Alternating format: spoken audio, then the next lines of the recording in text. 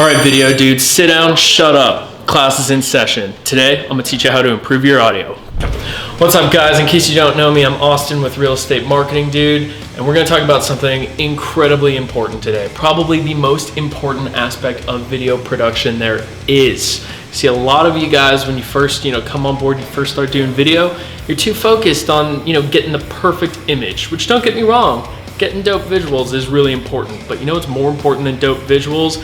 Dope audio. There is nothing more important. Don't believe me? Let me ask you a question. Would you actually sit through 5 minutes of this? Do you hear this? This sounds terrible. My voice is bouncing off all of the walls right now, going right into the microphone, and I sound awful. That's right, you wouldn't listen to 5 minutes of this. You know what you would listen to 5 minutes of? This. All we did was put up a blanket, shut some curtains, and it already sounds so much better. So what that does is it creates more surface area for the audio waves that I'm shooting out of my mouth to get absorbed.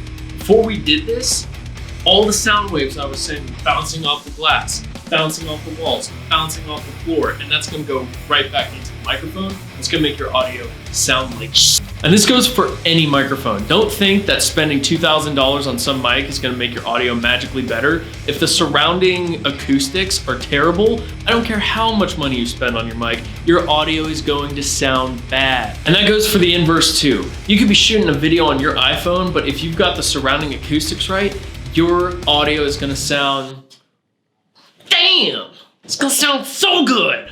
Okay, so now that you got your acoustics set up, now it's time to set up your microphone.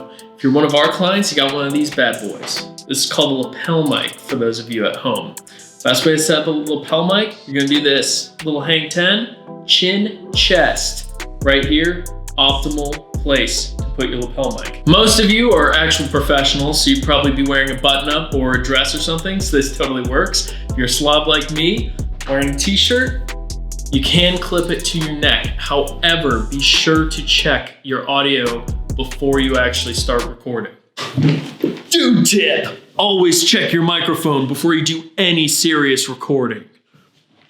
Now, to do this, what you're gonna wanna do is set up your whole setup, click that little record button, and just say some mumbo jumbo. I like to talk about what I had for breakfast this morning. I had a bowl of Cheerios, a banana, and a cup of coffee. Then what you're gonna do is you're gonna hit that little stop button. Cam, hit that stop button. And then you wanna unplug your microphone. Thanks, Cam.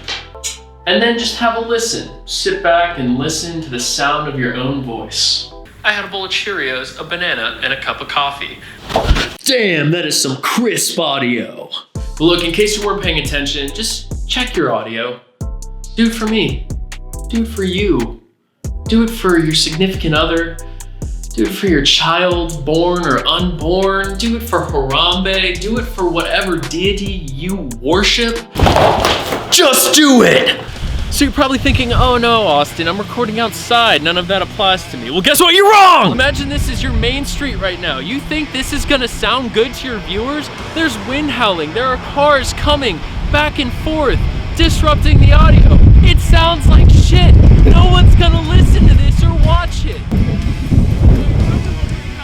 Fix this. Lesson 1, don't choose to film on a day like this.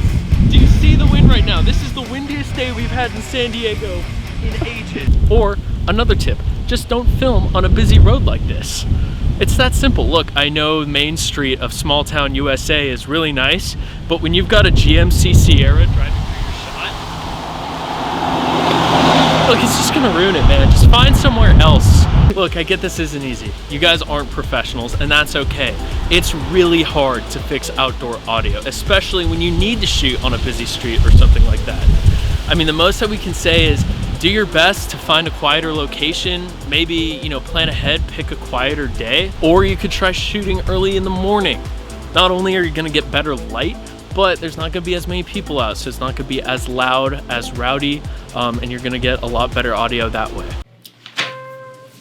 Look, audio holds a very close place to my heart because it's really just so important to just making good videos.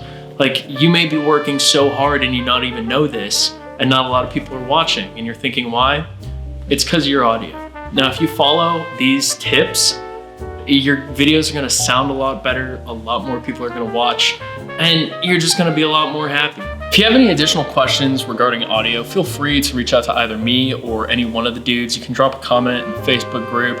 Feel free to email me here, put my email here, future me, and I'd be more than happy to reach out to you. Any one of the dudes would be happy to reach out to you, except for Ken. Please, please, please, implement some of these tips next time you film a video. I promise it's only gonna help your videos. You're gonna sound better, you're gonna look better. People are gonna like you more.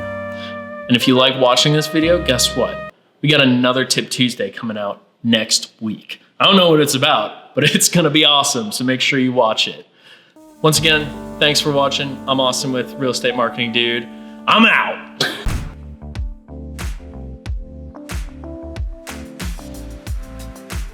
And if your audio still sounds like shit after watching this,